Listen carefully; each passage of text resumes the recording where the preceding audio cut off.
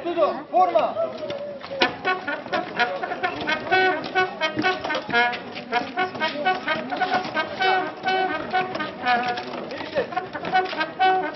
Progredite!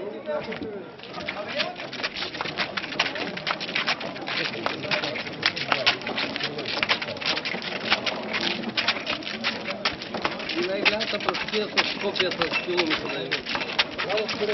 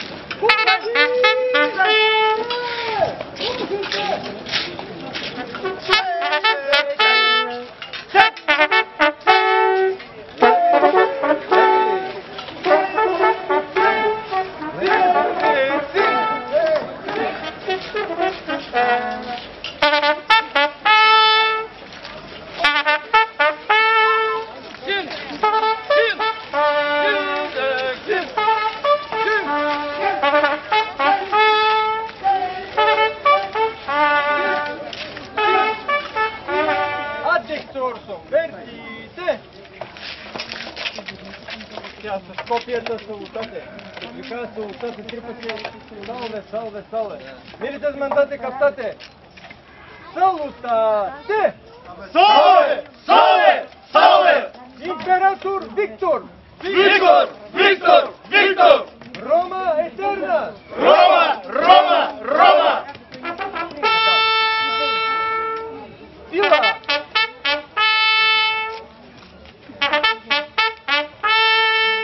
Добре, направим формация антикавалерия. Форма! Антикавалерия!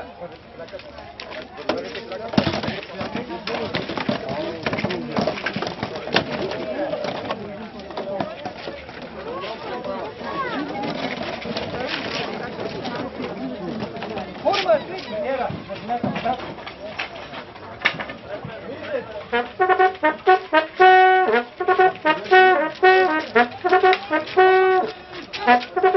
Forma de convene. Чува на всеки там него.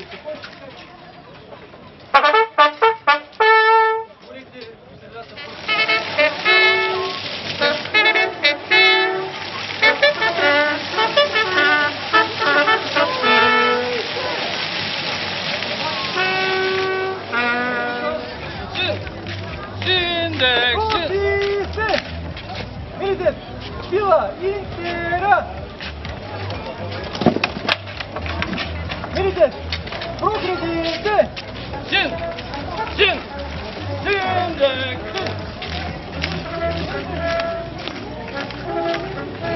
Стринге! Примус! Секундус! Примус!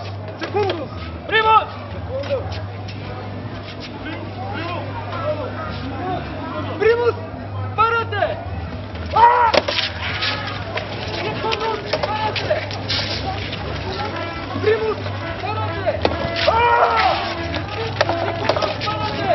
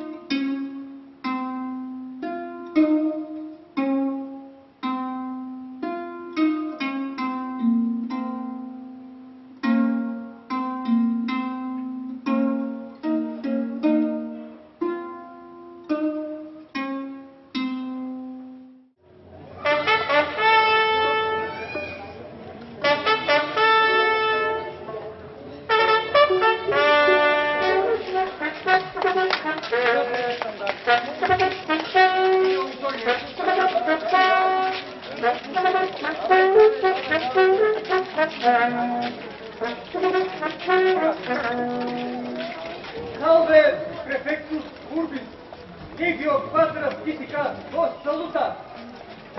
Salve militus. Milites, salutate, prefectus urbis. Milites, salutate. Salve, salve, salve. Milites, clamate, Roma eterna. Roma, Roma, Roma. Imperator Victor! Victor! Victor! Victor! Milites clamate! Optimus! Maximus! Optimus Maximus. Jupiter Optimus Maximus! Optimus Maximus! Jupiter! Optimus Maximus! Jupiter! Optimus Maximus! Milites signa Artemis Roșu Vertite! Progredite! Горе на формата, само стандарт. И двамата.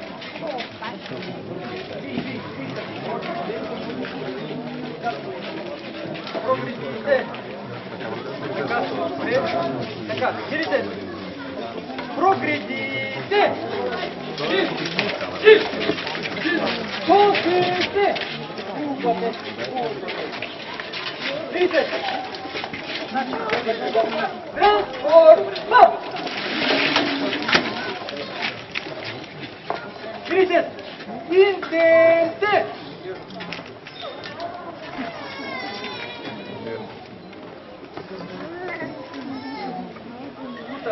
До зуб!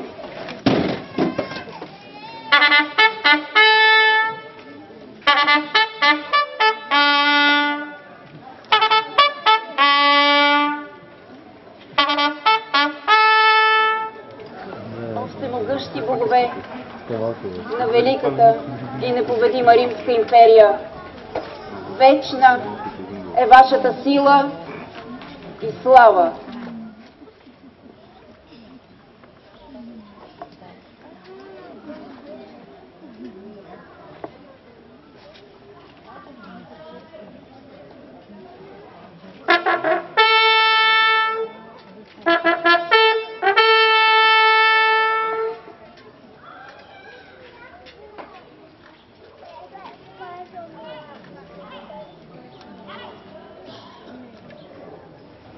О, велики Юпитер, татко, Бог на небето и на земята, ти, който имаш власт над всички, бъди милостив и прости човешката ни слабост.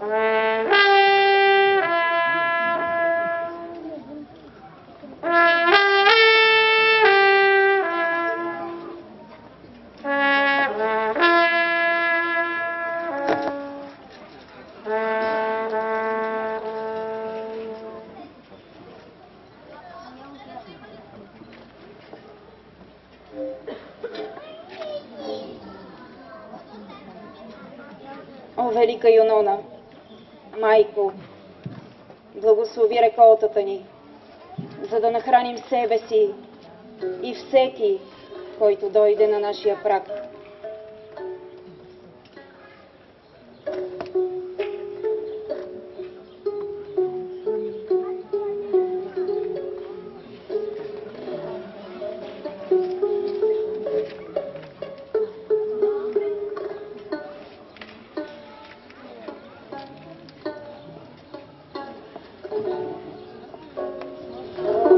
Премъдра Минерва, Дево, пази непорочни чедата ни, дай знание на учените ни и напътствай ръката на майстора, за да завърши достойно работата, която го чака.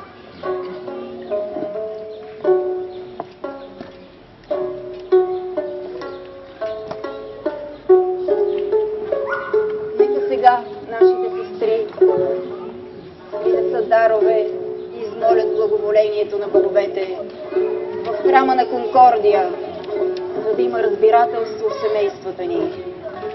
В храма на Асклепий, за да зараснат раните на нашите войни и не ни спохождат болести и епидемии.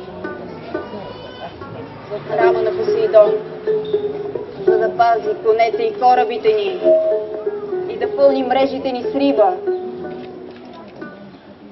Храма на Изида и Сарапис, за да ни водят нашето пътуване през живота и през смъртта.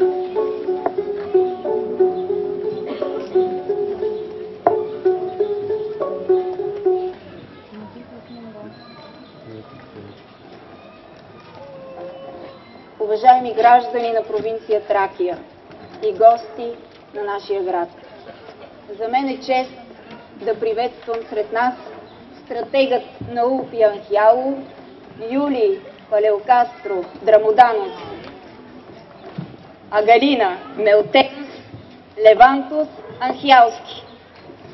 Салве!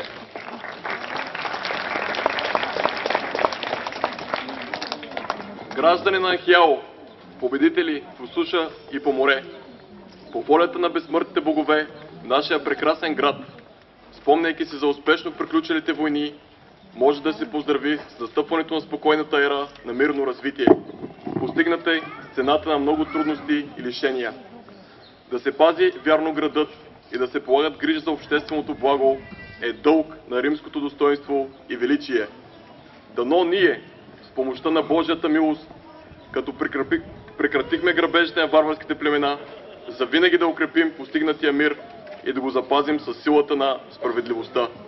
И така ние се обръщаме с гордост към построеното, което ни осигурява достоен живот. Това са новите крепостни стени, високи 4 пасоса и дебели 2 пасоса и половина. Изградени бяха нови улици и площади, по които спокойно се разминават лектиките на нашите патрици, а така също разкошни домове, украсени с великолепни мозайки. Грижата за общественото благо ни застави да осигурим свежа, сладка вода, а така също и нова канализация. Строихме нов водопровод, дълъг 10 левги, който стига чак до пристанището. Граждани на Анхиало, за в бъдеще, като се ръководим от принципите на мъдростта и богоразумието, ние всички, по-отделно и заедно, следва да приемем новия план, съставен от квесторите и магистратите на нашата провинция, и да сложим край на користолюбието на онези, които се стремят да използват божествената милост за своя изгода. Следва да се обуздаят спекулантите в хановете и таверните. Наказанията за нарушителите на закона са различни. Да се заточват, а съвсем загубилите мяра да се дамгосват с клеймото на позора. Граждани и гости на този славен град, като ви приветствам с празника, аз, Юлий Цезар Анхиалски, ви желая. Бъдете здрави!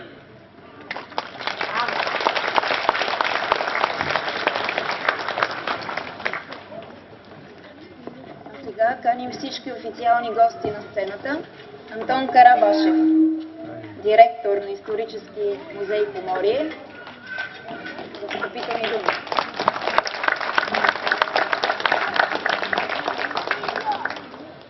Уважаеми дами и господа, радостен съм да ви посрещна на откриването на изложбата Древната Нехяло, представяща находки, открити при археологически проучвания по проект Воден цикъл на град Поморие. България е страна на древни цивилизации, която пази жива паметта за своята уникална история. Огромен е приносът на българските археолози в проучването на културно-историческото наследство. Почти всяко археологическо откритие предизвиква заслужено възхищение и удивление след световните ценители. Град Нехяло, днешният Поморие, десетилетия наред изоставаше в областта на проучването, разкриването и опазването на своето културно-историческо наследство. Едва в последните 8 години, в резултат на редовните и спасителните археологически проучвания и благодарение на осъществения проект за воден цикъл на град Поморие, се осветлиха непознати моменти от древната история на града. И то в редица аспекти: топография, градоустройство, религия, погребални практики, търговски контакти. С гордост и радост можем да заявим, че експозициите и фондовете на нашия музей се обогатиха с изключително ценни археологически находки, които разкриват значението и ролята, която е играл градът, основан преди 2000 години от императора Траян на Черноморското крайбрежие. Защото идването на римляните тук е равнозначно на приобщаването на тези земи към една цивилизация, към една богата култура, благодарение на която нашия град преживява най-големия разцвет, най-големия възход през античността. Това е един голям просперитет за неговите жители през това време. Но процесът на разкриване, документиране, проучване до представянето на находките в витрините в музея, които по-късно вие ще видите, е един дълъг, сложен процес, една отговорна работа, в която без съвместното участие на много институции и хора е невъзможно. И затова сега искам да изкажа благодарност на всички тези хора, институции, които бяха ангажирани по този мащабен проект. На първо място община Поморие и нейният кмет Иван Алексиев, които винаги проявяват разбиране и съпричастност, дават своята институционална и финансова подкрепа за реализирането на археологическите проучвания по проекта. Изказвам благодарност и на фирма Главболгарстрой и нейният ръководител господин Симеон Пешов, които финансираха археологическото наблюдение, финансираха изцяло днешните прояви. Също искам да изкажа благодарност и на звеното за изпълнение на проекти към община Поморие. Нейният ръководител Николай Бойджиев, които осъществяваха координацията и логистиката и подкрепяха провеждането на археологическите проучвания. Изказвам благодарност на екипа от археолози с ръководители доцент Сергей Турбатов, доцент Олег Александров, Стилян Иванов, Диан Драгоев, Бляна Иванова, Марин Маринов, Иво Чолаков, Калин Чакъров, Станислав Маршовски, реставраторът Рента Караманова, които без техния професионализъм, перфектна работа в разкриването, документирането и опазването на находките, те нямаше да постъпват в музея. Благодарение на техния труд в жега, пек, при минусни температури. Именно сега, днес, вие ще ги видите изложени в витрините. Изказвам благодарност и на Сдружение Скития Минор и на техния ръководител Радослав Колчев, които откликнаха на нашата покана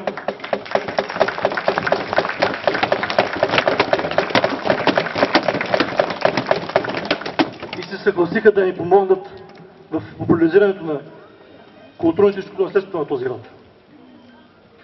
Да представят по-образно древната история, за да може да усетите духа и атмосферата на римската епоха в древния Анхял. Изказвам благодарност на моите колеги от Исторически музей Поморие, на Анелия Дочева, Надя Стойкова, Димитър Ницов, Пенка Лукова и Галя Петрова, които помагаха в организирането на днешните прояви. Да поздравим и да благодарим на местните ентусиасти и самодейци, на Делчо Иванов и на Николай Карамфилов. Накрая искам да ви пожелая по-късно приятно разглеждане на изложбата и ни хубави мигови в музея.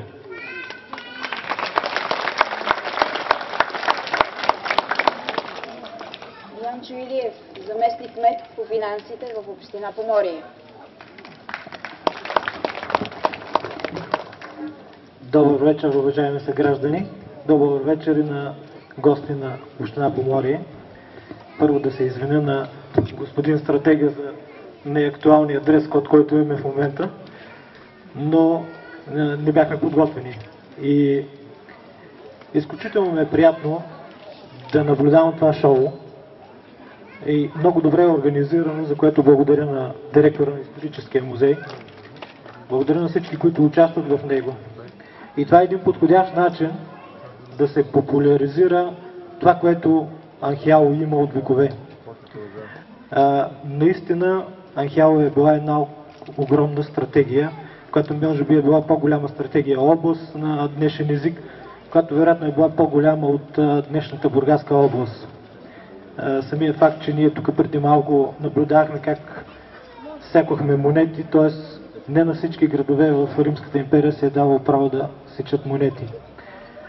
От друга страна, изключително късмет имахме, че през водния цикъл, който мина през предната година, имахме възможност да наблюдаваме къде са минавали градските стени и да разкрием редица от елементите на стария град. Това не може да стане в едно нормално археологическо проучване, тъй като е трудно да копаете улиците навсякъде, но при един воден цикъл това се случи и имаше една много интересна симбиоза. Общината, разбира се, се включи с над 100 000 за разкопки в изследванията. Чел съм почти всички протоколи и това, което е намерено, но наистина това, което намерено, показва, че Лупи Анхяо е един огромен древен град. Затова още веднъж благодаря за добрата организация на директора на музея. Благодаря на всички, които направиха така, че това да се види. Позволете им от ръководството на община Поморие, от името на кмета господин Иван Алексиев, да благодаря на всички, които са тук и да разгледат това, което е експонирано в музея. Благодаря за вниманието.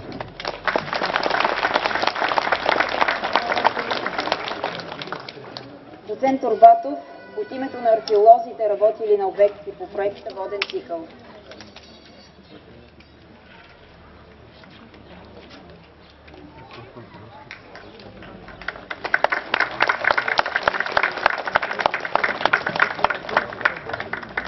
Добър вечер.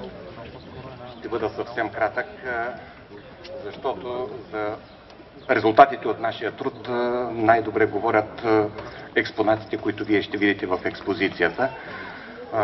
Бих искал да кажа, че изминалата една година, броя от началото на месец май 2014 година, беше годината на археологическите предизвикателства в град Поморие и съвсем смело мога пак да заявя, че това беше най-успешната година за изучаване древното минало на селищата, предхождащи съвременния град Поморие, тъй като ние успяхме в този синтезиран срок от около 11 месеца да дадем задоволителни отговори на въпроси, които вълнуват научната общественост не от десетилетия, а от столетия.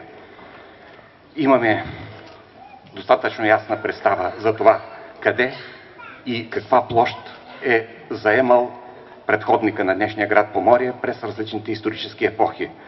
Класическата и еленическата епоха, римската епоха, късната античност, средновековието. А също така сред най-важните резултати от проучванията през изтеклата година бих искал да отбележа откриването на едно от пристанищата на Анхиало, южното пристанище на римския град Анхиало. В проучванията вземаха участие цифромисловом 27 археолози с различна продължителност на тяхното участие в проучванията, свързани с проекта по реконструкция и рехабилитация на ВиК инсталациите в град Поморие, а така също и съпътстващите спасителни проучвания на един голям обект в квартал Север, а също така и на обект Аквапарк.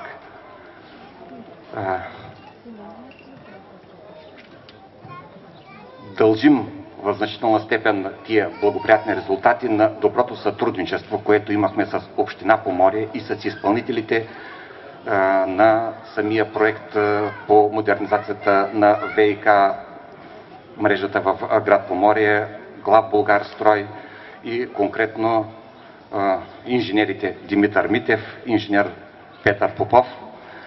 Искам да благодаря също на нашия основен посредник между археологическите екипи Община Поморие, господин Николай Бояджиев, и разбира се на господин Иван Алексиев, който де-факто беше на върха на тази пирамида, и на неговото участие дейно също дължим своите добри резултати. Благодаря.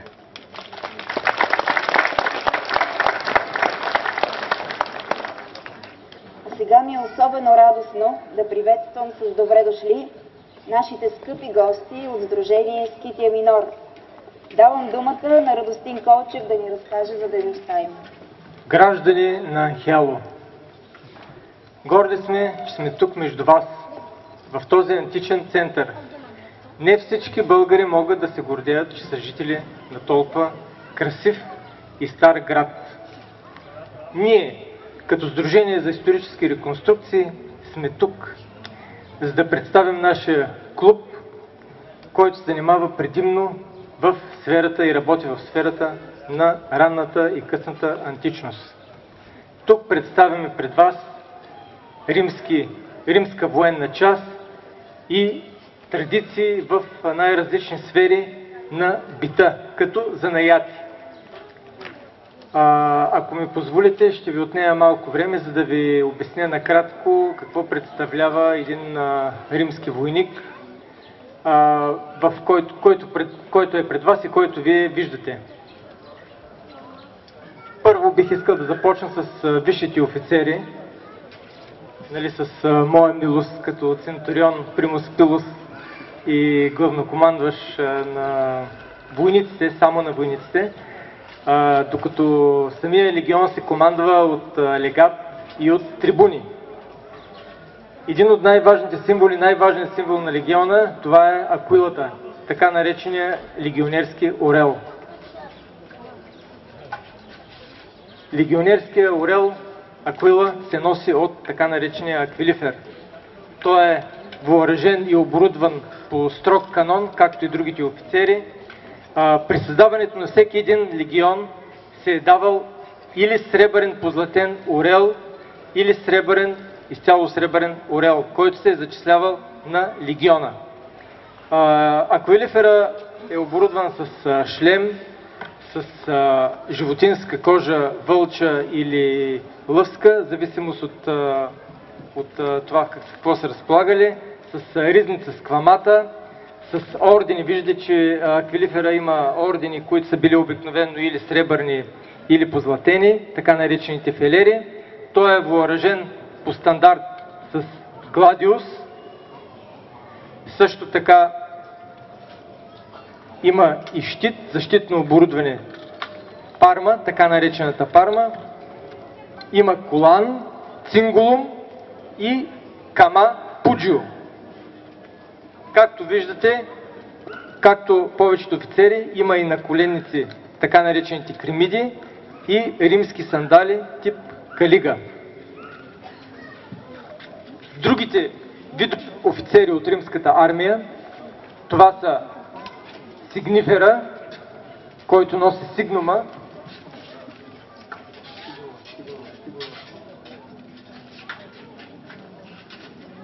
така, другия офицер Той е другия офицер, който носи знамето, така наречената...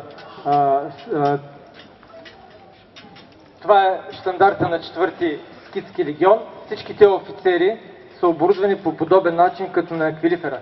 Друг римски офицер, който носи така наречения имаго, имиджа на легиона, на 4-ти скитски е бил Козирог, седнал върху кълбо.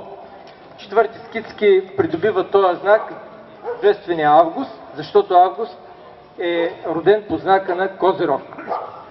Така, много важна част от офицерите, това са така наречените корнисени, трабачи.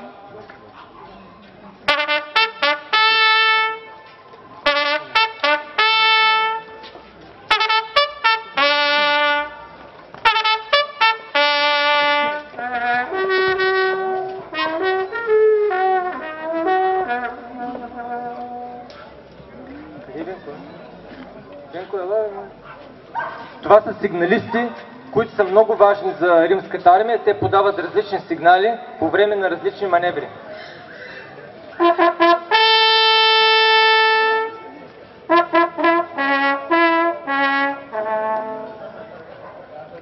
Така, преминаваме към редовата армия.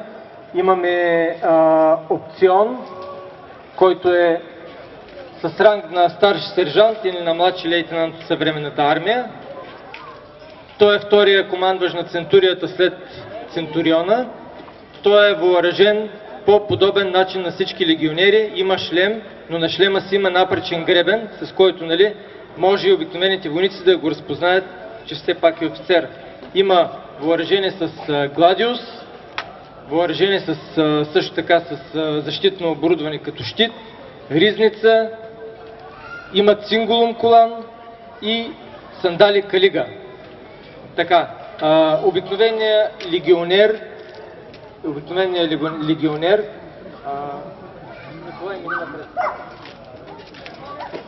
ето един обикновен легионер, стандартен, той е с шлем, с пилум, копие, има защитно оборудване с кутум, лорика сигментата, също така има и гладиус, пуджиокама, цингулум и сандали. Много важна част за римската армия, това са били помощните войници. Помощните войници, това са римски войни, които не са римски граждани. Те са трябвали да служат 25 години в римската армия, след което се пенсионират, дава им се диплома и много голямо възнаграждение, няколко хиляди динари. След това те придобиват римско гражданство, както те, така и техните съпруги, техните деца и техните поколения занапред. Те са въоръжени по по-различен начин, въоръжени с копие, така наречената хаста, тип листо, плоски щитове, така наречените клипиуси, също така имат гладиус, кама, пуджио, колан, цингулум, калиги, сандали и ризници. Така, пред вас, така, отдясно ще видите типични войни за римската армия, помощните части. Това са така наречените сагитариуси или стрелците с лъкове. Така, те са много важна част от римската армия, защото са извършили предимно обстрел на вражите позиции и по-голяма част от тях са идвали от римската провинция Сирия. Изключително много сирийски заселници, пенсионирани войни от помощните части, техните дипломи са намерени в нашите земи, както и в съвременна Румъния. Особено след инвазията на Траян и приключването един път завинаги на дакийския проблем. Те са въоръжени по различен начин от другата римска армия. Шлемовите са им по принцип конични, имали са ризници, имали са такива по-дълги хитони тоги, имали са също така гладиуси, колани цингулуми, и лъковете задължително. За да не ви отекчавам повече, защото темата за римската армия е много голяма, Благодаря ви за вниманието.